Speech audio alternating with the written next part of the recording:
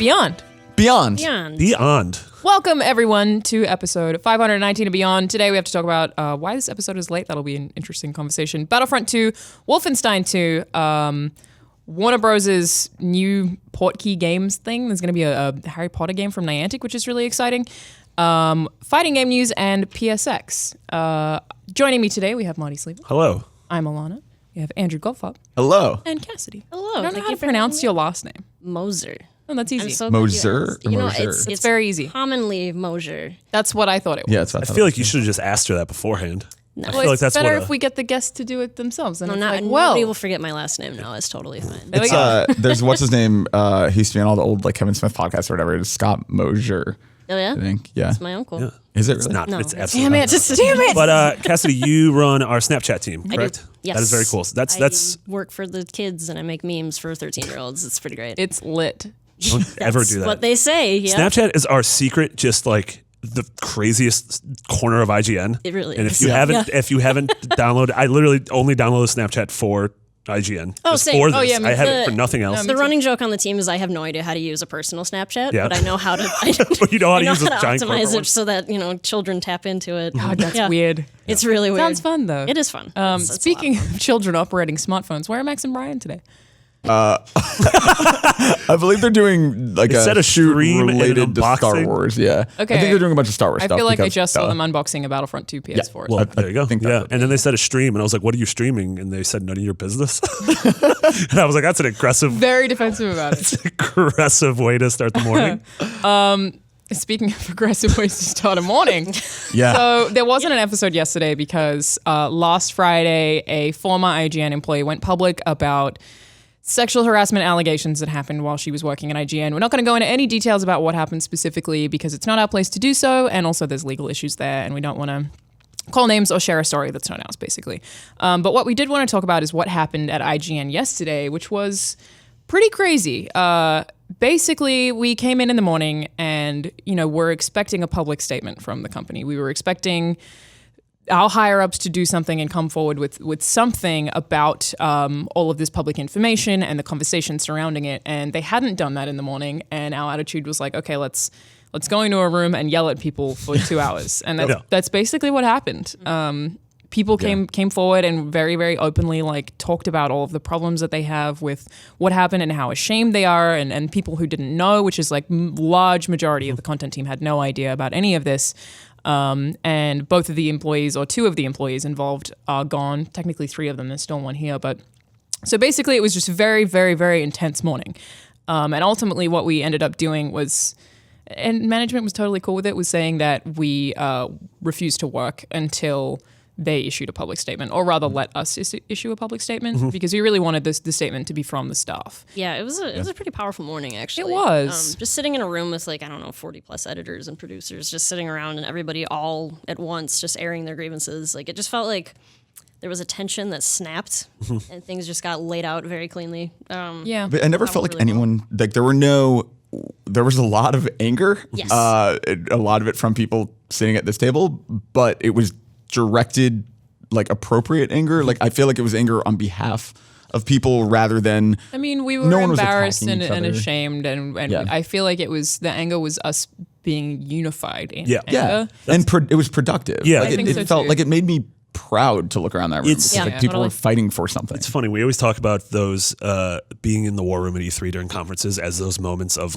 this is IGN working as one single unit. This is us at our best. And that meeting almost felt like that. It felt like such a show of solidarity between the 4 of us, folks who are very forward facing on shows, and folks who work behind the scenes on content that you may have never even seen from or heard from. But everyone in that room had a voice, and everyone in that room had a pedestal to speak on. Yeah, it was and we all had basically each other's back. the entire content team on one side and 3 people in management and HR on the other side, Just getting just grilled. being yelled at. And it's it wasn't even necessarily their fault. The person who I'm most mad at in this situation is our previous HR person who's already gone. So it's we couldn't just yell at that. It was so weird, but it was pretty incredible. I think the anger was kind of multi-pronged, and this is something that I saw in terms of reporting it that kind of bothered me, where it was not a strike strictly because of the situation. It was a strike because we had not made a statement, and it had been Right. 72 hours. That's and we exactly felt what that it was. was completely inappropriate. Yeah. Yeah. But also, we were angry at the institution for failing our friend, and also, well, our friends, there were two of them, and we wanted to know how this was going to resolve in the future. And there are currently things that we were like, we have concerns about this. Like, how do we know that we can come forward and it will be handled appropriately? I mean, that was a big thing. Yeah. Is like, of course, I care so much about the people affected by this, and like just so intensely. But like one thing that I was like, okay, prove to me that if something happens to me in this workplace, that I will be safe. And they were like, well, how do we do that? And I was like, you come back to me in a week and tell me what you're going to do. That's not on me. You have to figure out the action plan for this to make sure employees all feel safe here and feel like they can report something and like it be dealt with in a proper way. And going along with that, the reason that the four of us, along with a lot of the office, is back here today working and making shows and content is because, to management's credit, they did allow us the content team to draft an article that's up on IGN that we were all proud of. Yeah, so you guys can read that right now. And I want to be clear, like some people were confused about why that came from the staff rather than from management. And it's because we wanted it to. Staff very explicitly wanted to say, we want to be able to say what we want to say. Management maybe has to say something separate for legal reasons that they have to worry about, that we were just like, we want to tell people how we feel as the soul of this company. And they still have a management still has a thing coming today that is kind of that step, because like the next part of it was exactly what you said. Like we were like, okay, like we want to talk about what happened. We also want to talk about like how we get better moving forward. Yeah. And that's kind of like, I think their statement, by the time we're listening, this is probably up, is sort of the steps they're promising us to move past this, basically. Yeah, and I ultimately feel like it was very positive and crazy. And like the fact that we were even able to write a statement and release it as was, like, still kind of, I'm like shook by it. well, okay, so I was talking to Monty about this yesterday. This is more a teen When I was cat. trying to like paint a picture to my dad about what happened, we effectively forced a multi-million-dollar company to allow us to say whatever we wanted to say about sexual harassment to their millions of followers. I'll never do anything that impactful ever again in my life. Yeah, I know. Like, that's amazing. It's like the biggest entertainment media site in the world, and enough of us were like, this is not fair, that we walked out and they were like, all right, say whatever you want, we're sorry. Like, and this is a company that's so Yeah. much bigger than us. Yeah, mean- and I do to their credit, like you say forced, but like I did feel like they were listening. Like, Oh, they it was, absolutely were, It yeah. wasn't like they were like against the idea. Like I tried to be think- clear about that in that, like, when we said that we were leaving, they were like, we totally get it. Like, this, like, we said we would do that. And they were like, we get it. We'll work on the statement. We'll get it done. At no point were they like, we're not going to do it. And so we left. It wasn't, Yeah. it didn't happen that way. They were very understanding, and Yeah. everyone was like, if you guys don't want to work, it's cool. Like, we're very sorry. Like, Yeah, a bunch of people in the comments were like, are you going to get fired? I'm like, we're not going to get fired. no, It's fine. it's Yeah. like, it would be so hard for them to fire that many of us. Like, it's so funny. People think we're replaceable. It's like, son, you have something going. I feel like individually, most of us are replaceable. In that big of a group, it's like, how do you replace Where that do many you- people and still make content? they just have like old back catalogs of episodes. Also, Like, everyone has these like little bits of institutional knowledge to where it's like, well, that's it. If Andrew's gone, there's like 7 questions that the answers for those questions are gone. Just no one Literally knows nobody how to pays use attention the- to Snapchat, so it would have Yeah. ground to a Oh, halt. Snapchat Who's would going to be write good. about Persona? No one knows how to use the image CMS. Yeah. Like, how do you make Yeah. a slideshow, Alana? I don't know. I'm like, gone. That's one thing too, is like people need to understand it was everyone. Like literally the entire editorial pool was empty. Like Yeah. everybody was in that room. Like it wasn't just a handful of people. So Yeah, and it was pretty incredible. credit to where it's due. Like this should have been handled appropriately like a year ago. So obviously like that needs to be held accountable. But at the same time, shout out to management for at least listening to us. They absolutely did, Like, and they didn't want to listen to us in a large group in a room because that was intimidating. We were like, no, we're all coming in this room, and we're all going to do this right now. This is how this is happening.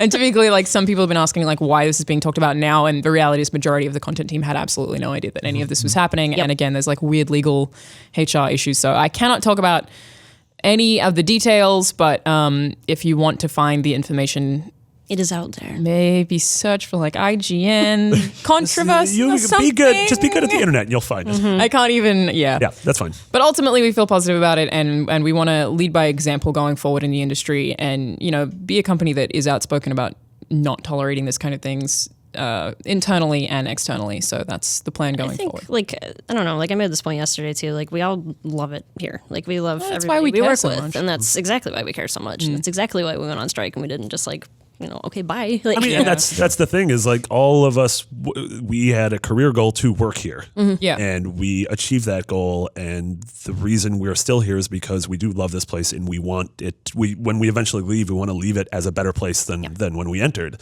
And I think yesterday was really a step forward. Totally agree. Yeah. Ultimately, it was a good day. And now we're going to talk about video games. Battlefront 2. I don't know how to segue out of that in any way that's neat. So you have to do very good moving ones at on the to top. It's Battlefront 2. Let's just do it. Yeah. That was our review of yesterday, and you can also read our review of Battlefront 2. So if you go on the site now, our review in progress is up. Tom Marks reviewed it, who is our newest PC editor. And the reason Tom is reviewing it is because Mitch Dyer, as we've mentioned several times, a former IGN coworker and close personal friend of a lot of us, Mitch Dyer co-wrote the campaign with Walt Williams, who was on the show a couple weeks ago. And so Tom never worked with Mitch. Tom's literally never met Mitch, so he's a perfect candidate to do. Also, Tom's like a competent shooter player, like knows this. Yes. Like, I mean, like it's not that's not Nah, that's literally the only reason. And Tom likes Star Wars. Yeah. Yeah, which is like a weird thing for us in this office. Before Tom started, we were like, how the hell are we going to review this game? And then he did, and we were like, oh. Yeah. Oh, that's how. But there was a review event that we didn't go to. I think Dan ultimately decided we weren't going to go to the review event because they suck and are terrible. So that's why it's review in progress right now. I'm going to call publishers out on that every time. Well, it's also a review in really progress are the because worst. the game's not out yet. What? Right? Yes. Like until server. Well, I mean, it's in early access or play whatever. it. Yeah. Yeah. Like, it's but like not once, out officially until Friday. yeah, once like the servers are out fully in the wild, this is what we do with multiplayer games because Yeah. we don't want to, we want to see what happens when 2 million When they're people under jump onto a stress. game right away. Yeah. Yep. So yeah, currently a 7, and there was all this controversy that came to light yesterday about the costs of buying a hero. So it ultimately came down to someone said they had paid $80 to get Darth Vader and still couldn't get Darth Vader, meaning they literally paid the microtransactions to get $80. And it didn't work. And so someone else, like as a result of that anger, calculated the exact amount of time that it would take to buy a hero with in-game credits and like how many credits you would earn per average minute in-game. And they calculated that it would be 40 hours before you could actually earn a single hero. I didn't even realize. I thought they meant they bought the $80 edition. I didn't realize it was like, that's crazy if you could spend $80 and not even get. Oh, it actually could be. You might be right. I mean, either way, like it was 60,000 points to get Darth Vader, which is like absolutely absurd. And so like, I wanted to say to EA's credit, not really to EA's credit because it took them this long. Like they lowered those amounts, so I think it's now By a quarter 15K. or by 3/4. Yes. So before that, the most downvoted Reddit comment ever is now from EA. Did we know what it was previously? Because I really want to know that. Yeah. Ooh, that's a good question. I was saying it's also funny though because EA has the most downvoted Reddit comment ever, and Activision has the most downvoted YouTube video ever for Call of Duty. So Games industry. I know. Get ready, take two. This is a little bit of EA's comment. I did cut some parts out, but the gist of it is the intent is to provide players with a sense of pride and accomplishment for unlocking different heroes. We'll be making constant adjustments to ensure that players have challenges that are compelling, rewarding, and of course attainable via gameplay. So people were ultimately mad at this because it was like, you can buy these heroes via microtransactions, but they're like, but a sense of pride and accomplishment in unlocking them. Like, but you can pay for them. That's not how that But you works. worked hard for that money, and now you feel really accomplished for it. but So to- people were very angry, and then EA changed it and cut the costs of heroes by 75%. So 30 minutes before the review embargo. This is something that I've been thinking about a lot, actually, and I forget who it was that tweeted it, so I apologize to this person. But there was a tweet that went out not too long ago that just said, like, the games industry is unsustainable. And, like, microtransactions are such a weird conversation to have because there's a right way to do it and there's a wrong way to do it. But everybody thinks it's a black and white thing, and it's so super not. And, like, in terms of this stuff, like, I don't begrudge companies for putting out stuff that are like, hey, this is extra money. We need this. Games are super expensive to make, and we need to see a return on it that will be, will make sense for us. But at the same time, it's like, I don't know how you balance that between what people are conditioned to expect from a video game versus what we need in order to keep this thing going. And So- that's kind of where this gets weird. I am working on a feature about this where I'm trying to interview like multiple people. I've currently interviewed 4. I'm trying to get more to work on this feature about ultimately whether that is true, whether microtransactions are in games because they are too expensive to make or whether publishers are just money hungry. And I've gotten mixed responses on it. My thesis is that I don't believe that because video games are constantly making so much more money every year, getting more pre-orders every year. So I don't believe that like the return isn't there. I mean, FIFA alone makes EA $900 million a year. But Right. the only counterpoint to that, and God, like in no world am I trying to take the side of publishers. I do think it's worth noting that 360 PS3 games were $60. PS4, Xbox One games are still $60, but those games have gotten significantly more expensive to And make. also, since then, digital games have become like way, way, way bigger, and we And they have to get print. charged the exact Yeah, same thing exactly. for them. Like, So, it's like, You're a publisher stooge. I no, I'm really not. Like, you're I just- absolutely right Yeah. that I'm like I have no doubt games have gotten more expensive, but the industry is like everything is merchandised as well. Like these companies are making so much money that I just Yeah. don't buy that like the publishers are struggling and can't afford to. Yeah, it's not so agree with much that. that it's struggling. I kind of feel like we are in the midst of a shift in terms of how these things will be monetized. And so we are in that really ugly, like gritty middle chapter. Yeah. Yeah. Like really there is stuff a like this right happens. way to do it. I mean, Sure. it's weird. It's funny. I feel like there's publishers like and developers like Valve and Blizzard and Riot who seemingly you remember when Valve was a developer? Yeah. Those are good That was times. sad. But their games are, the foundation of their games are on microtransactions, and most of them are cosmetic when you look at Overwatch and when you look at Dota. And all those hats. People seem to be perfectly fine with that. And I don't know if it's because those three developers in particular are sort of in this rarefied atmosphere where they're kind of removed from criticism seemingly, whereas everyone loves to hate EA, everyone loves to hate Activision for the same reason. Like we get a lot of terrible comments online. It's because, well, if we're the biggest, you're going to have the target on your back. I mean, I absolutely think that's the case for EA, where a lot of people hate them like extra hard because they're the big guy. It's like those people love EA games. You're like, hey, you remember Mass Effect? They're like, wait a minute. Oh, I no. love Mass Effect. You're like, yeah. So that is totally part of it as well. And it's just that with Battlefront, even from the beta, it almost seemed like the multiplayer was built as microtransactions first and then figure out the game. And it's just, they haven't done a great job of like disproving that. And that's the Yeah, mistake. Sure. It was also like that crappy, like at Star Wars Celebration, they were like, we're excited to announce that all post-game content will be free. Like And that the is content awesome. seasons. But then like all the goodwill they got from that was sort of not earned necessarily because it like that was the time to be like, also there will be microtransactions and here's how they'll work. Because I feel Yeah. like it was really weird to be like, we've heard you loud and clear and we're not going to charge you for a season pass anymore. And then kind of parenthetical underneath that in the small print, it was like, but we're going to charge you a ton more for microtransactions. Yeah, and they are the most interesting thing about Battlefront. I am only basing it on what I played of the beta, but people say, they're optional, you don't have to buy them. Well, in the case of a game that's multiplayer competitive, they're not optional because if someone else buys them, it affects your game. So it's like, even if you're not buying them, you are affected by someone else having a pay-to-win advantage that completely ruins the competitive landscape. And this So is it's like, where this is where I think like, we are in terms of like the people who currently play games have been so conditioned in the idea of you buy a game and it's a complete product. That is what it is, and that's what it is to the end of time. And I think between that and also like this weird new developing horizon of just like games as a service, instead. Like I think it's that I love that game. exactly. I just think there's a weird kind of mushy middle that we're finding ourselves in. I mean, that said, like I'm also not necessarily taking the side of EA. Like I don't love everything that they do. I'm Well, not. yeah, but we just don't send them death threats. yeah, I mean, Well, clearly. Yeah. Not you. It's just also It's happening. their death snaps, I they gotta go away delete after a these day. Yeah, and the thing that sucks too is that like clearly the developers at Motive and DICE don't want this. No, I know, no. and Clearly that's such a sucking No, thing. this is a people blaming the corporate move. devs. You're like, All the come way. on. They want people to focus on the gameplay and have fun, and I'm sure they just want everything to be there. Yeah. Like, have fun with everything, and then like I don't know. A, don't take it out on anyone, but B, don't take it out on them. Yeah, I mean, I I don't think- think people realize that devs don't make any money whatsoever from microtransactions. Yeah. I think Right. people don't realize that. And like I think it's important to kind of, I don't know, is this going to be the theme today? Raise your voice. But like I think it is important to kind of give that feedback so that these things can change. But obviously, like, yeah, don't try to kill anybody. It's there's not probably- worth it. give It's me- just Darth Vader. Give me 35 seconds and I'll find a worse Reddit comment that deserves more totally. downvotes. Yeah, you're Totally. absolutely right. Totally. Yeah, some of those have been directed at Well, that me. was It's like great. when the Infinite Warfare trailer came out, and we were on Up and New talking about it, and I was like, "Here's a bunch of videos that have fewer downvotes. Here's the speech from Here's Hitler. literal Hitler speeches that have fewer downvotes. Let's rally against these." Oh, kids. it's very funny. Yeah.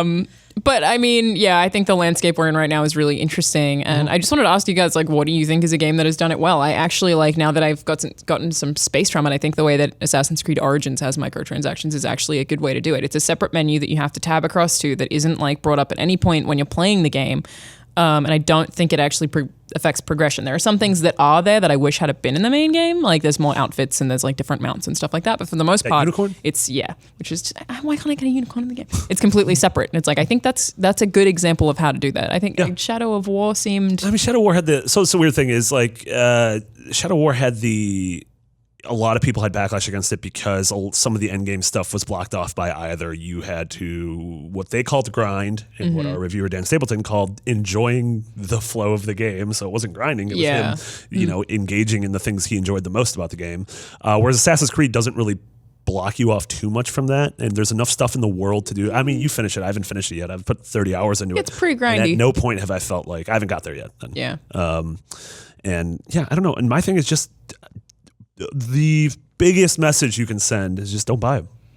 Yeah, Yeah, totally I agree. think- That's literally the thing you could do. To answer your question, Alana, I think Blizzard has a decent handle on this stuff. Yeah. Specifically with Overwatch, because Overwatch, obviously, you can buy, and the game that you get is the game that you get. And the way that they handle progression is so different from what other multiplayer shooters do. Yeah. Where, like, your character doesn't get stronger or weaker or anything. Like, it's the same exact character the whole time. But, they sell, like, the cosmetics and stuff. Yeah, I And they think do it- cosmetics are a good way to do it. Overwatch, and this is actually something that I've kind of been formulating a feature idea in my head about is Overwatch like gives players a weird ownership over those characters and the lore of it in a way that I think makes cosmetics more appealing because it's like I connect with this character in a way. Maybe I think part of it is kind of representation in terms of like, hey, this person looks like me or sounds like me, and I can take this person and customize them the way that I want. And like I've spent money on Overwatch and I don't mind it at all. Yeah. Yeah. Whereas I've been They totally to match. And same thing Yeah. with Dota. Like we have people like Miranda and Mitch when he was working. They've spent like insane amounts of money in Dota buying like an aesthetic bear. Yeah. Yeah. This is my bear, and he brings me goods during the battle. Yeah. There's I also think like that's the how Dota weird, works. there's that exactly how Dota weird works. like free to play design too of like I think there are a lot of mobile games that are really money grubby. Yeah. And they're not great. And then there's kind of like that Super Mario Run model of like you can play a bunch of the game for free. If you want more, there's one single microtransaction that then unlocks everything else in the entire game. Yeah. And it's like that's harder to scale up.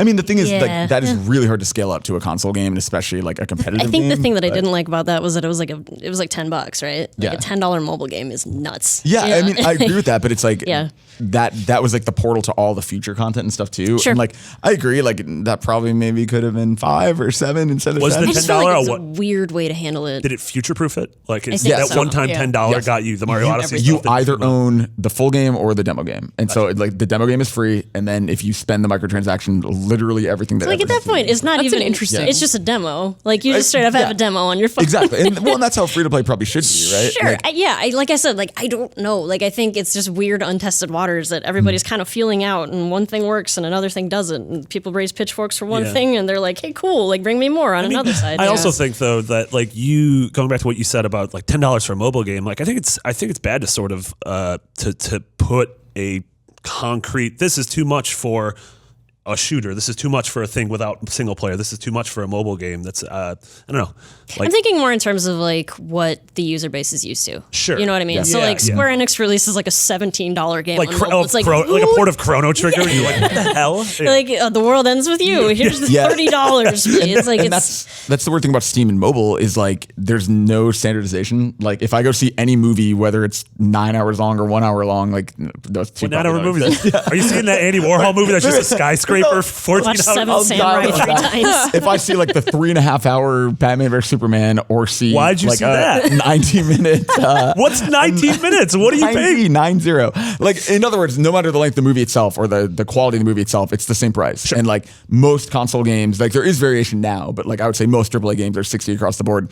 On Steam and on iOS and Android, it's the Wild West. Like there are games that are all over the map for how expensive they are and what their microtransactions are. And I feel like the console space like does a better job of standardizing that, but now microtransactions have totally blown that up. Yeah. And now it's like there's some games that are adopting all of the worst lessons that the mobile world has kind of Yeah. wrought.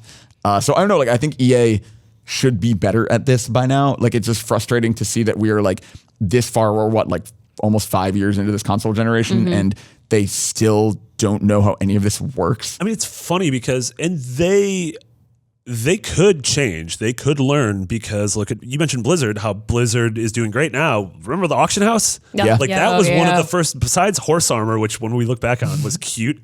Yeah. Like, oh, I miss horse armor. Let's go back to those days. It's true. I mean, you can buy that now. It's like a thing. And Twitter didn't exist, so like you couldn't like tweet at the devs and tell them they should die because the horse now has armor. Sent snail mail. But yeah, exactly. But yeah, with like the auction house, like when that launched for Diablo 3, like that was a debacle. I like actually forgot about that. I mean, they fixed it relatively quickly. Yeah, totally. But, yeah. And like, you know, clearly they've earned their goodwill back because I think unanimously everyone's like, Overwatch's model is incredible. And same with Hearthstone too. I think to a degree. I mean, the only thing with Hearthstone is it's an extremely intimidating game to get into now. Like, there's no way unless you want to spend a bunch of money. Magic the Gathering is kind of like that. It's like starting now is like, oh boy. Yeah. But I wanted to talk about actual Battlefront 2. We played basically everything that was available on EA Access. Yes. So we played the first 3 missions of the campaign, and then we dabbled in some multiplayer. Yeah, and we'll let Max and Brian like fully nerd out about all the Star Wars It's going next to be week. insufferable next week. It's going to be absolutely It's going to be terrible. They're going to be like, but the Star Wars the whole time. Yeah. Cassidy, did you end up playing it? I haven't played the campaign. I did play the beta when that was running. Okay. A few weeks ago. I also read, because I am a huge Star Wars nerd, I also read Inferno Squad, the tie-in. Oh, no way. I'm very curious about that. How did you like it? It's really good. Yeah. Okay. It's really good. It's kind of cool. It's I always get this mixed up. What is the movie about the cop that infiltrates? It's The Departed. Training Day. Infernal Affairs. Infernal Affairs. Crushed it. It's like Infernal Affairs, but Star Wars. That sounds awesome. Yeah. Wow. Yeah, That sounds really good. It's Okay. really cool. Yeah, basically what happens is, and this is all like within the first like few chapters, so this isn't spoilers, but it's Iden Versio and then her the 3 people that's with her and that makes up Inferno Squad, and they go and they infiltrate the last of the partisans of Saw Gerrera's partisans that you saw in Rogue One. And so cool. they kind of go in there and they're trying to, basically what happens is the Death Star blows up and everybody's like, we got to fix this. Like, who let this leak? Like, and so they just launch this witch hunt where they're taking out like all these people that were any possible leaks and anything within the Empire itself. It's really cool. That is cool. That was after the first Death Star blew up. Yes. Right? Okay. Yeah. Because the game takes place with the second one. So what we started on a ship, it was a stealth mission, and what we played had some brutal bugs at the start. And we were playing, to be fair, we were playing on Xbox One X. Yeah, and apparently the bugs are exclusive to that. Yeah, version. and I think they're fixing it. Yeah. Wow. I assume so. Exclusive bugs. Console exclusive. But I wanted to talk about them anyway. We had one where the droid wouldn't do the thing that I told it to, so we had to reload 3 times. Droids always do Well, the that. droid would just stay. It just like found a spot and he's like, I live here now. Yeah, we couldn't make it This move. is where I die. And then You're a I actually feisty really one. like the parts where you get to control the droid, though. I thought that was really cool. What's the droid's name? droid? Well, Yeah, I'm hoping that Is changes. that in one spelled of with the letters languages. and numbers? No, So- it's just droid. Oh, that's a bummer. But I DR01. That would but I be so wondered much worse. if maybe that's like part of Iden's personality is that she's like the kind of person who wouldn't screw around with cutesy names. She's No, like, not at It's all. a droid. No, she's So, like, extremely straight faced. yeah. So I This is wonder what if like this is. that's maybe why. Maybe you were mispronouncing it. Maybe it's Dr. Oid. Damn it! Oh. This whole time. No, droid is my so father. embarrassing. There's actually another prequel novel about the droid going to droid med school? Yeah. Fell in love with a Bacta tank. The other one was, even though I was pressing down on the D-pad, I couldn't get in a third-person mode, and I couldn't shoot the doors to make them close. But aside from that, like I really like that was a stealth mission, which was really cool. And then we go to Endor, and it's like explosives, and I'm fighting an AT-ST, and then like space battles. So there's a ton of variety even in that main campaign, and it all feels really good. Yeah, really and Iden excited seems for like a really cool character that I want to learn more about. And Yeah. I want to get more into her backstory. And I know Tom in his review said that without going into spoilers for the campaign, it's a little jarring because a lot of times you'll be pulled away from Iden and you'll play as, hey, your favorite character blank for a mission. It just seems like, well, what like. It's like, isn't this pandering, Iden's kinda. story? I mean, my guess is that's a corporate decision. Yeah, They were like, totally. well, you got to have this character in there. So Yeah. that was like kind of a thing. But So yeah. my question, because I've seen this raised a few times and I have thoughts on it, is how do you guys feel about playing the bad guys? I think it's cool. I think it's interesting. Yeah, I Again, actually like it. Yeah. we don't know. I mean, none of us have finished the campaign, so we don't know like what happens at the end. I don't know if Iden remains a bad guy or if she has some sort of a emotional arc and a turn. Sure. People comparing it to people saying that they felt uncomfortable. Like you're allowed to feel uncomfortable with whatever you feel uncomfortable course. with, but people comparing it to No Russian, I was like, I did not see that Because they fight back. Yeah, and the only thing for me was just weird because we are for watching Star Wars movies and playing Star Wars games for our whole lives, we are not conditioned to shoot the rebels. And so Yeah. you'd see a stormtrooper and I'd want to shoot them. And I'm like, wait a minute, no. I can't do that. My friend. Yeah. I think that's the, because I think I like that about it. and I haven't played campaign at all yet. I am just like, we have, between the expanded universe and the actual canon things, like there have been so many Star Wars stories and very, very, very few of them have even tried to show anything from the perspective of the Empire. So like in that way, I'm all for it. Yeah, it's something that they've been doing more recently with like the newer books that are part of the extended canon, and I actually really like it. So like I'm gonna mess the name up. Don't kill me, everybody. It's my first time on here. I believe it's Aftermath is the first book in the trilogy that Chuck Wendig wrote, and there are actually like interstitial chapters that show people who are upset that the Empire's leaving because when they leave their planet, like they lose stability and they lose like we don't have water anymore, we don't have food, and like it shows like the really weird grayness between the two, and it actually flushes it out really nicely. Yeah, and like the book Lost Stars actually deals with this a lot too, and so does Inferno Squad, obviously. But like it shows like how these people on the Empire side got radicalized, and it shows how they view the rebels and how the rebels are seen as terrorists, and how they're like, we just want order and structure. Right. I mean, it's fascism. Yeah. Not great, but like, yeah, I think it's kind of cool, like just as a fan to kind of see it makes it feel more real and not quite as like black and white, like good and bad. Yeah, I mean, because like originally George Lucas was basing this all on like Joseph Campbell's monomyth and the hero's journey, and that's pretty black and white, which is fine. That's like the foundation of most storytelling. But like at this point, like be gray, like give us Breaking Bad, like give us something where it's like you have to, it's not just like you're the good guy and you're the bad guy, which is something that clearly this is doing, which is something that, looking at the trailers of The Last Jedi, something I think they're also doing. And then, it was funny you were saying extending the universe, because literally while we were streaming this game last week, the news broke that there's going to be a Star Wars TV show on the Disney streaming service. Crazy. That Rian Johnson's directing a new non-Skywalker trilogy, and that EA, which I guess isn't on here, EA has purchased Respawn, the developers of Titanfall. And there's going to be a new Titanfall, as well as that Star Wars game they're working on. Yep, the director of God of War 3. The end. It was a big day. It was a large day. A lot happened that day. It was the longest day ever. Did you know about it? It was 27 hours. You insider trading news. Oh my God. We have to go. We didn't get the news up on the site. But yeah, we'll have more impressions of that up next week, because I know Max and Brian have been playing a bunch of it, and they'll be mad if we talk about it this whole time. So I'm upset because there was a code, and it was between Max and I for over the weekend. And I was like, Max, you are a bigger Star Wars fan than I, and you can talk about it on Beyond. And we were very nice and cordial. And then he's not here, and I could have played through the game. You got to fight him. Oh, I'm so sorry. But you know what I did play all weekend, Alana? What? Wolfenstein II. Excellent. Me too. Wolfenstein II, The New Colossus is what we're talking about next. First up, there's the DLC roadmap. They basically they had spoken about the DLC before, but now we know when or what the order is. Yes. Is what was announced recently? Episode 0 is currently out. You can play it right now. Oh, I did the thing. I did doing a lot of handsies. I did the thing a lot. Oh no, those are the details. Oh no. Episode 0 is currently out if you have the season pass or if you pre-ordered the game. And so the whole thing about these is each one deals with a different new character that clearly from the descriptions, each one is focused on one of the augments. Contraptions. So we won't go into spoilers, but at a certain point, you could choose one of 3 contraptions that give you an ability that sort of levels open up and in a way, they have multiple paths through them in multiple ways that you can tackle objects and get into secret routes based on 3 different abilities. And so it seems like each of these standalone adventures is going to deal with one based of those, on one a character of those. with one of those abilities. Yeah, so we have episode 0. That's out now, right? Yeah, that's out now, and that introduces the 3 characters you play, who are Joseph Stallion, which is a very good name, Jessica Valiant, and Gerald Wilkins. All good names, just all good. Thanks. And then the Adventures of Gunslinger Joe. Don't laugh at that. Don't encourage. I'm sorry. Stop, cut it out. That one's about Joseph Stalin. Adventures of Gunslinger Joe sounds like an indie game. Yeah. They all do. The Diaries of Agent Silent Death. Yeah, You're that's getting true. ahead of the script. The Adventures of Gunslinger Joe is December 14th, which is a professional quarterback.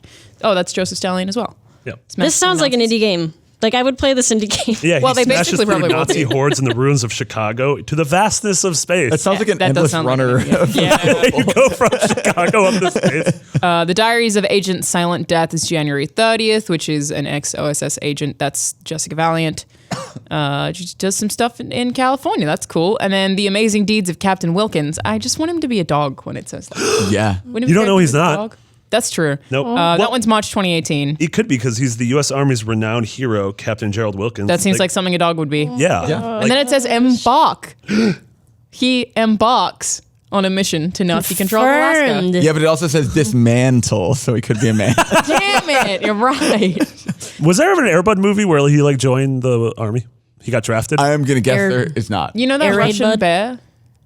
Wojciech? Yeah, Wojciech. That's a good I bear. think he's Polish. I think Wojciech's Polish. Yeah. Maybe that's how I know. So that was the during World War II. The Polish army liberated a town, and there was a zoo in it, and so all the animals were still there. And there was a bear named Wojciech, and this is real. This is actually real. A, It's this a is very real, good but story. B, this is me trying to remember this. But the bear became a member of their battalion, and he would smoke cigarettes with them and like hang out with them. And he was also promoted multiple times Yeah. through the ranks. Yeah, and his name was Wojciech. Did he started- supply the cigarettes? Did he supply them? Yeah. He hand rolled them. Potentially. Yeah. Okay. So No, he he's a started polite as like bear. he That's would good. like carry stuff and load crates, but yeah, he like leveled up through the army. It's great. I like how Wojciech. sentient you're making this sound, when in prestiged. reality they probably like made this bear do all this. You can't. How Bears are dare huge. You you. can't make a bear smoke. He, in his spare time, played a lot of basketball. He is a big part of Basketball? how the league organized. Yeah. Did he wear a little fez? Oh, that would, I'm sure Wojciech had a fez. Probably. So pretty solid. But anyways, Wolfenstein's really good. The Freedom Chronicles season pass is available for $25. But yeah, we played a bunch of the campaign. I love it. I finished it. I just started it again on hard, and Yeah. it's very, very, very hard. But you're probably like just over halfway through, I think. Yeah, I think so. And the one thing we disagree on is you really like the combat. Really And like I the think the combat is totally fine, but the weakest part of the game. And so I kept dying in the opening missions because I'm bad. And so I moved it down to just literally baby difficulty, which is like his face is a baby. Yeah, he's like got the wearing a thing little bib. and the other and- thing. Yeah, he's an actual It's very baby. condescending. Yeah.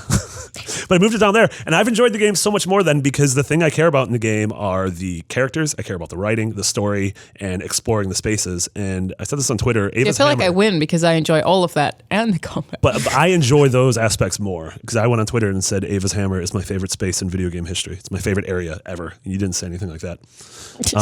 But I also think the writing. fair, I so guess. that's, and I also think the writing is. Writing's very good. I don't know how we got here, but BJ Blazkowicz is the best written character of 2017. His constant, Andrew, you're gonna love this. It's like a weird hard boiled noir, and he keeps having his narration is he keeps like sort of speaking to or writing letters to this character Caroline, and it's. I don't even know how to describe it. It's just like beautiful. It is beautiful. Some people think it's really dumb and annoying. I think it's so but good. I love it too. But I can understand the perspective that him like every now and then just talking to this person who's not there is weird. I kind of. But I think get it's that, very actually. sweet. Yeah. I'm torn on it. I think sometimes it comes across as really cheesy because like I was playing it last night and I'm still relatively early on, but like he was in like a subway tunnel and he's just like Caroline. It's like I need you with me. Caroline the dog bit me. I know. I'm just like okay, yeah. Like I just think that what he says is so poetic that I'm okay with it. And Sure. he's also like he's dealing with these personal struggles that are like super brutal. Like he's like, hey, I think I'm dying and I can't figure out how to tell my girlfriend. And it's like he goes through that and you get to hear him thinking about that all the time while he's yeah. killing Nazis. and the there's a little bit of that show don't tell that I kind of wish they would do more of with him because but like at the same time like I also this is me being an SJW I also kind of love that this like female resistance leader that he looked up to so much is like who he's aspiring to Yeah. be and who he's Yeah. calling on in these times when he's really struggling and having a hard time. He's like she was almost. also she's such a cool character. She's really cool. He's Yeah. literally embodying her because her suit is like what is allowing him to live. Right. Yeah. Well, yeah, I mean, I don't want to get into spoilers, but I think his logic is like that she's connected to the suit, and that's why. That's why he's speaking to it. Right. Yeah. And I think like even that's really cool. But it's also just like I love the level design. Like I love their boat and exploring it and like how how all of the signs are laid out so you know where all of the places are, so you don't need a waypoint. It's just like, this is this person's room, here's like the direction this is, and that's how you navigate it. Set and Fergus are Set so is my good. favorite. Or Wyatt. And then when you love introduce, Fergus. when you finally get to Manhattan and you get to sort of the American resistance group, like every character is so good and so well written. Oh, I also, want Fergus is like a therapist, so he can just yell at me whenever I'm having an anxious well, episode. so I started it. I played the first time with Fergus, and I started it again with Wyatt, and it's way different. Like, he was really quiet at first. Now he's less quiet, but it's like a completely different story. Like, totally, not completely different story, but totally different stuff happens as a result of Wyatt and how he thinks and how he interacts with stuff. And he goes on this like weird rant about how he dreamt that he was a god, and it's like this like. Is it the psychedelic like drug thing kind of? Well, he just talks about it. It's not a thing you experience, but it's like, it's really cool. And I don't remember the name of the town, but you know the like very happy, cheery Roswell? Nazi town, Roswell. Yeah. Like, I spent a lot of time walking around that town, just being like, this It's is what insane. there's just like Ku Klux Klan members and Nazis just like walking around, and sometimes you see posters of your own face next to a wanted sign, and you're just like, oh boy, I should keep walking. Boy. Yeah, it's so good. And anyone who, we had the microtransaction conversation earlier, and everyone's writing their hot takes on the death of single player games, which I totally don't think is true. But that being said, if you do want to support really cool, interesting, risk taking single player games, pick up Wolfenstein. I will say, to your point with combat, I also have had issues with it. 2 out of 3. So I hear people say like, oh, it's so hard. And like, yes, but I also feel like a lot of the times you are not well equipped with the mechanics in order to do what the game wants you to do. So like, it is an often encounter that you will walk in and the officers, like there's like usually two officers that are stationed in any area. And in order to prevent them from sounding the alarm and calling in reinforcements, you have to kill them. So it's kind of a stealth challenge.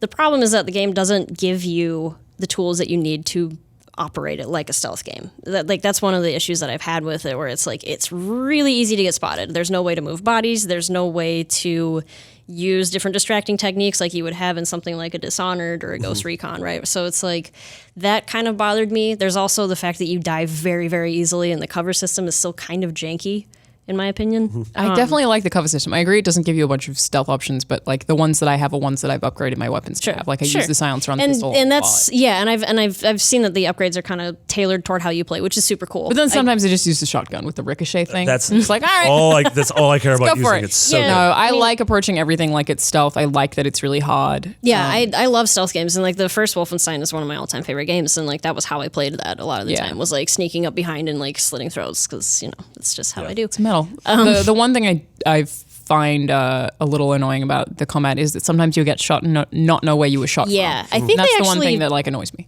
fixed that. Oh, did they? I think they did, because I went back, it updated recently, and I went back and played it, and like it started you having could tell. like there were like blood interesting. splats kind of from the directions that you were getting shot at. So I think they fixed that, which super helps, because that was an issue I had too, where I'd just be going and then I'm like, oh, well, there I'm done. And I'm dead. I don't know how I'm Also, dead. Guess there's did you that. guys get that crocodile jump scare? Yeah. Yes. Holy moly! Wolfenstein's not supposed to have a crocodile jump scare. Well, so cool. It's funny because one of the like biggest jump scares I remember in a video game is from Far Cry 3, and it was the exact same thing, but with one of the like Komodo dragons. Yeah. It just like jumps out of the water at you, and I was like, it's Far Cry 3 all over again. Come on. I wish they would have had narration that Carolina, crocodile bit me in the goddamn arm. I'm from Texas. Like, he's just, I love him so much. It's a great game. I love Set, like the characters, the voice acting. It's a really rich story. It's such an incredible opening, and all the stuff with his dad. Yes, very good. All very good. Well, we can talk about a thing that Andrew will have something to say about, Niantic. Oh my god! Go start right now. No way. Oh my god! So Warner Bros. Has created Portkey Games, which is obviously in relation to Harry Potter. And Wizards Unite is a game from Niantic. It's going to be the first one coming in 2018, which is in theory going to be a Pokemon Go-esque game. Yeah. We don't really know much about it. Yeah, I'm hoping and Porky is separate. Yeah. It's like, if we're understanding correctly, it's sort of like Marvel games, Yes. right? Where there will be multiple things under this banner, I guess. So that's the thing is, So it's like, Wizards Unite is going to be the first game under the banner, and it is going to be a mobile game by Niantic that's going to use, in theory, the same tech behind Ingress and Pokemon. yeah. But And I don't know how that'll work. Harry Potter is so different. I think Pokemon inherently, it's like you walk around and you catch things. Well, it's weird because immediately when we heard about Pokemon Go and then you look at the Ingress, we're like, oh, I know exactly what this is going to be. Totally, yeah. But with the Wizards game, it's like, well, what do we go around and do spells? Like, do we? Yeah. I don't and know. Instead, like you're gonna like gather information. Like I don't know. I don't know how any of that'll work. I'm sure a lot of people are rolling their eyes if they don't like Pokemon Go. I think the Portkey Games part of it is exciting in the same way that Marvel Games has been exciting, because like the idea of like J.K. Rowling and kind of that entire like Pottermore universe being built out into games is cool. And I think maybe that means like we finally can get like a really cool, like faithful open world Harry Potter game, or something that doesn't have to adhere to the movies. Even then, I liked the movie games. I'd be happy if they like kind of revisited those. I really liked Order of the Phoenix and Half-Blood Prince, which were sort of open world games, because there was one of the only truly open world interactive depictions of Hogwarts in the grounds. Yeah. Which I think was really cool, because I love that. That's my second favorite space in games, next to Ava's Hammer. I just think a Harry Potter MMO is like the game that needs to be made. Right? Yeah. Harry Potter Bully. Cool. Yeah. Harry Potter Well, Persona. that's what I want, is Harry Potter Bully. I want like that exact same thing where you go and do those exact classes that we've seen, and it's just like as an RPG. Yeah, I don't even care. Like, it doesn't have to have combat. Like, I don't care. Totally. Just like give me that like school game. Have like a really solid Quidditch mini game. Yeah. And There was a Quidditch game actually. I played a ton of that. It wasn't bad. Yeah, I played a lot of that it was game. pretty bad. I think it was pretty I played a lot of it. I think if we went played back it when I was like 13. I think if we went back. No, I would have been like 10. I Yeah. think we went back. I was 30. Never go back. Never go back. You don't remember when you're 30. But no, the exciting thing about this is like the fact that if we're reading this right, if Portkey Games is like the Marvel Games label, like we're going to get developers like Square and Insomniac and Capcom. I didn't need you to do that. I did it on my own to be able to make cool things like this. And I'm not sure, because like, I don't know if Warner Brothers is going to be like only Warner Brothers Studios, but like, I don't know, like, let's see if, like, I've wanted Rocksteady to do something, and I've wanted Rocksteady Harry Potter game would be great. Like, they have no idea what they're working on. And I've wanted the Nemesis system in Harry Potter forever. So I wonder if the Nemesis system is more complicated than we think, and you can't just pick it up and drop it in something else. I think literally every single facet of game development is infinitely more complicated than any of us could possibly imagine. Except for maybe Andrew, because he did work in development for 1 year. Oh yeah, those blog posts I wrote were really really gave me a lot. Really of helped insight. make that game. Yeah. Couldn't have done it without me. I don't know how the building's still standing, honestly. I did concept art for an indie game. So I did that once. That means you literally have more development experience. There you go. Yeah, there you go. That was fun. You wrote some stuff. That's true. I wrote some stuff. You wrote some stuff? Yeah, Look at you, professional developer. Full disclosure, I used to work for Gearbox. Every time. Yeah, I mean, I what you mentioned about Portkey Games and kind of what Square is doing, and sort of watching everything kind of go outside the realm of like what we think of as a single publisher. Like one of the other things on here, just to segue to the next thing, but also bring it back to this thing, like Noctis being in Tekken is like such a cool cross developer third party collaboration. Like having Bandai Namco use a Square Enix character in their game when those companies aren't really affiliated in any way, and having like Bandai Namco and even like Team Ninja is developing Dissidia in which Square Enix is publishing using Final Fantasy characters. Like, I really like that we're seeing more and more of that, and I hope Warner Brothers embraces that, because I do think it would be really cool to have, like, I don't know, like imagine like the Devil May Cry team making a Harry Potter game or something completely weird like that, where you get like some like combat combos. Yeah, exactly. Like just getting other developers' sensibilities into licensed properties, I think is so cool. Yeah, it would be. Or Sucker Punch. I want Sucker Punch to do that. I want Sucker Punch to make everything. Insomniac is one of those. What if Ghost of Tsushima is secretly a Harry Potter game? Could be. It's just about like seems whatever the unlikely. Japanese wizarding school is. Oh, okay. No, We don't know what the back on Japanese board. wizarding- Back on yeah. board. Is it just one of the ghosts that hangs out at Hogwarts? Yeah, it's Like, just I feel like they do mention what the Japanese wizarding school is, because I know they talk about like some of the European The ones, Russian like one. Durmstrang and Yeah. all that stuff. Bobaton. Yeah. Yeah. So to speak about the weird fighting games, Noctis is coming to Tekken 7. Yeah. They're really just whoring out Final Fantasy 15. Really just putting it everywhere. It reminds me of what Atlas did with you, the main character for Persona 4, who's just in everything in the world with you. The main character. I haven't even played Like, the game. I'm the main character. The protagonist of Persona 4 is in like 20 spin-offs and like, They had, like, the Blaze Blue fighting game. that and, like, Assassin's Creed tie-in. Like, I love Final Fantasy 15. I think it's a great game. Just like, but they're really just putting Noctis That is everywhere. so funny, because I think like when you're like the main character Persona 4, I'm like, that's dumb. Who'd play in those things? But if you put like Lady On in literally any game, I'm like, I'm playing. Yeah. On's in this game, I'm playing it. Star Playing Online. it. Yep. Yeah. Online. Oh Nice. God. Yeah, I think Tekken, this is honestly most attention I've paid to Tekken in a little Also, while. same since launch. This is the most. Yeah. Oh, I was gonna say I since guess it's Tekken smart. 3. Yes. Oh boy. Ever, Oh, that's a deep cut. actually. Also, the trailer they made is incredible. It reminds me of what Nintendo did with like the Smash Brothers trailers, or Sony did with like a little bit less with Sony, but with PlayStation All-Stars trailers and stuff, where like you get these little like intro scenes that are from the game itself. And like the Tekken trailer is really cool. Like it literally begins with you accepting a mission, and it's like not just on the phone. It's like really smart. That's super cute. But related to that, Ninja Turtles are also coming to Injustice 2, which is my favorite thing ever. Yes. Yeah. It's, I like how Injustice is slowly becoming a thing that's like out Marvel versus Capcoming, Marvel versus Yeah. So, Capcom. Marvel vs. There- Capcom still there- sold well. there is precedence to this because there was a Batman Ninja Turtles crossover comic, that's which true. actually Yeah, was yeah. pretty good. So like it's still weird, but it makes a little bit more sense, I think. I think I it's think cool. this is great. I love seeing stuff like this. Like I love seeing Are all whatever 4 of them Lincoln in it? Soul Calibur Yeah, all 4 of them or are in it. whatever. Yeah. I think that's awesome. I mean, they've done it before with this game. They put like they put Hellboy in the game, and Totally. in Mortal Kombat games in the past, they've put like Freddy and Leatherface. and at least it's not the And Soul Battletoads. Calibur's done that with every single. yeah. Yeah. What's the weirdest fighting game crossover character? I mean, having Yoda in Soul Calibur was pretty weird. Yeah. That was Uncomfortable. yeah, it I was think pretty weird. I feel like Altair was a weirder one though. Yeah. Yeah. Was it Altair or was Ezio? I think it was Ezio. It was Yeah, Ezio. that- Having Solid Snake in Brawl was maybe That uncomfortable. was so No, I'm I'm like, with you're a that. human murderer. Yeah. it's just like Other one's literally also dropping human grenades. murderer. Who? Samus is kind of a human murderer. No, she kills like bounty hunters and Doesn't make her less murderous. She kills like Yeah. space pirates. They're Yeah, but, like like- little brain things with She like kills things. but love didn't bloom on the battlefield. Good point. Yeah, sorry. Anyway, Injustice 2 is a really good game. I played it. I got really mad at it because I played it on Xbox and my achievements didn't unlock because I was playing it offline, and then I went online and now none of them will unlock, and I'm still very angry at it. Complaining about that while we were drinking this weekend. I put so much time into it, and it's weird because even when I played online, the online achievements wouldn't unlock because like it was convinced that I couldn't get that far in the game because the first achievements didn't unlock. Just very, very unhappy about it. But maybe now because Donatello is in It just really makes me laugh because like Lucy and Alicia were in town and like we were at one end of the bar talking about like our offices and talking about like work, and I love that you guys were at the other end of the bar and Alana's like, and the achievements still haven't unlocked. Like, sloshing beer around everywhere. Representation of women at drinking IGN, water. and where are my Chivos? very unhappy about that. But I think this is super cool. Who's everyone's favorite Ninja Turtle?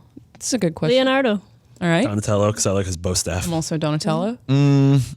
Raphael, because he was sarcastic. Oh, he's so He's a rude boring. dude. He's I mean, so the thing is boring. like the thing with see, I think Donatello and Michelangelo are boring. How dare you? Donatello's got Donatello's smart. I mean, that's cool. But Yeah, that's cool. Like, It's very cool. all right, I'm Michelangelo is a part. I take this very personally. of course he likes Raphael. IGN's bad boy. Yeah, that's you're me. right. You're right. I love Leonardo. Cassidy He's my said Leonardo. favorite. Cassidy said Leonardo, voice of God. Leonardo is kind of a boring pick. He's like the Obi-Wan Kenobi of the TMNT. Yeah, he kind of is. But yeah, I also Yeah, like but- swords. And it would be cool to do Leonardo as like a Steve Harrington type from Stranger Things. Like I feel like he Yeah. could like give some I guidance. like that. to, like, Yeah. Well, he's the one that's in charge. He's a flawed leader. Yeah. Because they're all like 15 or something ridiculous. But he's that's like actually a good point. he's I don't like mature. thinking about their ages. Yeah. That's the titles. It's Even though weird. it's I don't like literally it. in the title. They're yeah. not middle-aged Ninja Turtles. I don't like it at all. No, it's weird. I want to see that though. Prepubescent Ninja Turtles. They're all just 5. Yeah. I mean, Ninja but Turtle baby. Prepubescent can also be like 12. You don't well, have to be but for 5. a turtle, I feel like they probably actually mature pretty quick. Oh yeah, turtles go through puberty. At, They probably do super early. I young age. doubt it, because don't turtles live? Isn't there that Galapagos turtle who's like 900? Yeah, they live till like 100 years old. He That got through puberty would- until he had 441. He saw several world wars, and then finally it was like, they dropped. Cranked up Lincoln Park and Oh boy. Stay out of my room, Mom. Next Stay out of up, my bog. when we start I don't know talking- where turtles live. at the zoo. yeah, on beaches pretty often actually. There are beaches in Australia where all of the turtles will go like in one point of the year and then lay eggs, and you will get to watch all of the baby turtles go back into the water. It's cool. It's pretty amazing. That's actually why it's called Bondi Beach. The turtles bond there, and it used to be called Bonding Beach because all the turtles were bonding. And then over the years, That's true. I moved into an apartment my sophomore year of college that had turtles, and they had to get rid of them because I was allergic to them. how are you allergic? Are you they just don't allergic have- to everything? Yeah, no, because they have dander. Are you allergic to? They have fish? dander? Like, can you have a goldfish? I had a beta fish. His name was Mr. Fish. He died. Oh, dang. It was like after 5 years. You. Oh no! Ultimate irony. Oh, I know Henry tale. Probably Speaking of- not the worst thing because turtles kind of smell like a locker room shower. They really do in smell general, bad. So, you know. I mean, it was a college apartment of 4 dudes. I'm sure. Yeah, sure. They were Yeah. part of the Yeah. clean. Nothing in the sewer where the Ninja Turtles live with a rat would smell bad, and like our old pizza. Ugh. No good. You know what else smells like a locker room? Los Angeles. I was like your best going one through. yet. I was gonna go with, oh well, I hope you're not allergic to LA because we're going there. But Well, then you actually, guys we're going kept to moving, Anaheim. and I was like, Don't. basically this. No, it's being like, we're going to San Francisco in San Jose. God Is it damn really that different? Yeah. Yeah, totally. Yeah. Well, in my head, that is effectively the same thing. It's because you're ignorant. Well, yes, literally, I'm ignorant on this topic. I would yes. much rather be going to LA than to Anaheim. Yeah, dude. All right. Well, we're going to Anaheim. I hope you're not allergic to that. We're going to PSX. It's so far. Have we actually confirmed it, that it's me, it's you, it's an Andrew, it's a Max and a Brian. I think there's a lot more people not going to. I think Fire Team Chat might be there. I think Also, side note, let's literally book our flights. Let's do that. Oh, that didn't happen. That's what I was Ooh, asking. What about our hotels? Okay, Yeah. that's a post-mort for this episode. Yep. But anyways, yes, PSX is soon. It's in less than a month. It is in Anaheim on, technically it starts Friday, December 8th. There's going to be a keynote-y thing by Sean Layden. It's like an informal welcome ceremony is the way they Yeah. phrased it. And Yeah. they're going to have updates on various games, and we don't know if that literally means like... So like this is a weird multi-pronged thing where like they confirmed that Dreams and Ghost of Tsushima will be there in some capacity. I Don't know if it literally means don't on show know floor. if that's like a recap or if those are getting announcements. Maybe like a gameplay trailer. Dreams is the one I'm most interested in because that thing. Yeah, Are but, you but even still then, alive? it Yeah. could be them literally on the show floor or like taking press appointments. Like we have absolutely no idea. I do want to say, because we're getting the question a lot, I am sorry about Beyond 500, that there are no formal plans for that to happen at PSX. I was planning to Maybe, yell at someone like, about that today. Yeah, like we are... So we got- had meetings. We had it planned. We had our one yell of the week. Yeah. Well, yeah, but then our events manager left, and we don't have one. So we literally don't have someone on staff who can plan an event like that. So if we don't end up planning the event that we had planned, like we had a meeting about it, then we will probably do like an informal meetup. Yeah, like no matter what, we'll have some kind of meetup at PSX, but like as far as a actual thing called Beyond 500, like it means a lot to make that special, and like thank you to the people waiting for it, because like I do think What if we get to 600 before we make 500? it's like 500 and great. 550 are the same episode. Yeah. I don't know. Like we still know what it'll be, and like I'm just I'm sorry that we've been as quiet about it as we have been. Yeah. Sorry too. That being said, we were the same people who did the episode where we went into the prison and we ate the ham for like an hour and a half. Sure. Yeah. So if you expect us to Did I miss the prison be able to do Yeah, that I'm not room, sure that what old the prison- podcast room was kind of like a prison. Oh, okay. yeah. I I was thought a it little was like thrown the off by that. alcohol. I'm more curious about the ham. Yeah, someone sent us a full honey baked ham and we ham ate it on episode. air, and it's people's either favorite episode ever or people are like, I am done with this podcast. Oh yeah, people forever. stopped listening because of the ham. It turns out don't eat a bunch of ham, and I was wielding a knife. Yeah, you had. Yeah. Yeah. Yeah. This is like the apocalypse. There was also there's an episode where Max brought a bunch of vodka in, and I'm like so visibly drunk by the end. I'm like slurring my words. But you by guys the end just of the whole episode. time keep calling it milk. Because Oh yeah. Because like it was just like I went in on a complete empty stomach, and Max was like, "Oh, I have vodka," and it was like late in the day, and we're like, "Awesome!" And then I'm just gone by the end of it. Oh, not good. I think. But it's great. anyways, PSX, we can't go into specifics, but we are doing a thing. A thing very is cool happening. thing that once we lock down all the cross the T's and dot the I's, we Yeah. can tell you guys about. And for the first time in a long time, I don't even remember what the last time would have been. The entire Beyond crew will be there, so Yeah. that's super exciting. Yeah, the last time might have been the San Francisco PSX, I think you're Yeah. right. Yeah. Yeah, let's just say if you're a big fan of the Marvel Cinematic Universe, no, I'm just kidding. What? Nothing Nope. to do with that. Nothing. Absolutely nothing to do with that. Don't do that. And that's pretty much it for this episode. Marty, what are you working on right now? Whoa! I didn't expect that question. Yeah, there you go. What's up? We just put up a feature on the weirdest Mario games ever made, including one where he defuses bombs in the jungles of Vietnam. You mentioned that typing one. And one I where played that game. he teaches you typing, and one where he's missing. he's missing, one where he's an artist. So check that out. I'm so proud of it. What about something PlayStation related? You Nintendo shill. What about there's several features on Star Wars games, including our favorite moments in Star Wars video games and the best Star Wars games that never were, which recaps stuff ranging from Knights of the Old Republic 3 to a Darth Maul game to the Amy Hennig Visceral game, which was recently canceled, or whatever 13. It was. 13's in there. The big one. How about you, Andrew? I'm working on, I did a very big interview with Sean Velasco from Yacht Club Games, kind of looking back on Shovel Knight and all the way from what they started in 2013 up until now when they're still continuing to develop it. It's sort of not really a postmortem because the game is still in development, but just sort of a like, holy crap, look how far we've come kind of thing. That's awesome. So that's a big feature that it is so busy and there have been so many big weeks. At this point, I'm playing just hold maybe for after Thanksgiving or something, but like sometime in the next few weeks that'll be going. Very exciting. How about you, Cassidy? I mean, every single day is a new addition on Snapchat, so. That's a lot of work. She makes it sound like it's nothing. You guys did a Choose Your Own Adventure recently. That Yeah. We was did, yeah. We did a Choose Your Own Adventure for Halloween. It was a lot of fun. And where can people find you on Twitter and such? I am on Twitter at Cassidy Moser. My name is spelled terribly. It's my mother's fault. It's Cassidee, and then Moser is Moser. Thank you for joining us today. It was fun. We'll be back next week with another episode. Sorry there wasn't a Let's Play up this week. I ultimately pushed it because all of this stuff happened and everything just exploded. But there will be one up on Thursday of Horizon Zero Dawn Frozen Wilds. It's very dumb. And Shocking for those Let's Plays.